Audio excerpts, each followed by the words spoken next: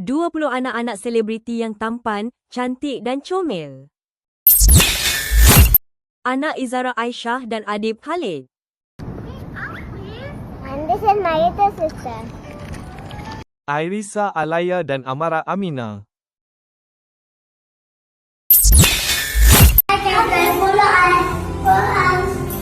Anak Anzalna Nasir dan Hanif Zaki. Muhammad Idris dan Muhammad Mirhan.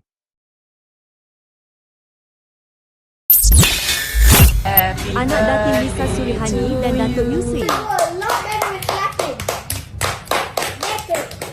Inilah Yong, Yop dan Lang.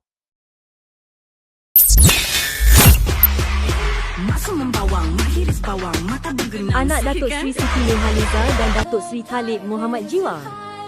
Siti Afiah dan Muhammad Afwa.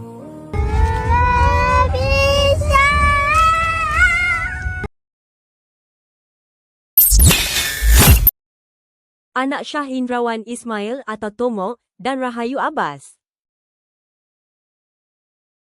Aryan Shah Akid, Andra Shah Iman dan Siti Tak Khadijah. ingin sejarah cinta berulang, luka masih terasa, duhai sayang.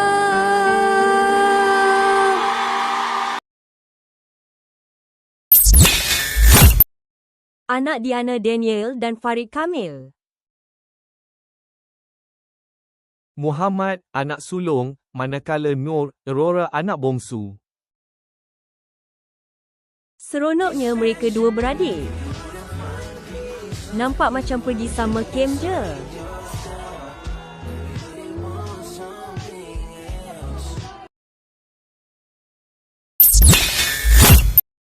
Anak Emma Maembong dan Shazli Azhar.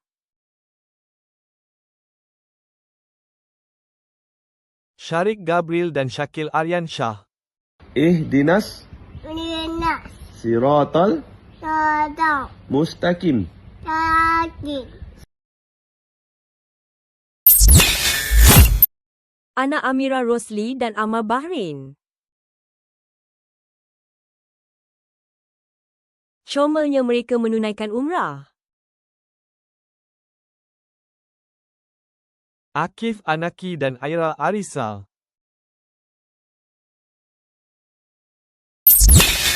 Yes. Anak Hanis Zalika dan Hairul They Azmin. can just like, guys, you want to go play? But before we eat, we gotta wash your hands. Go outside. Yusuf Iskandar dan Alisa Aisyah. Here is the hair mark.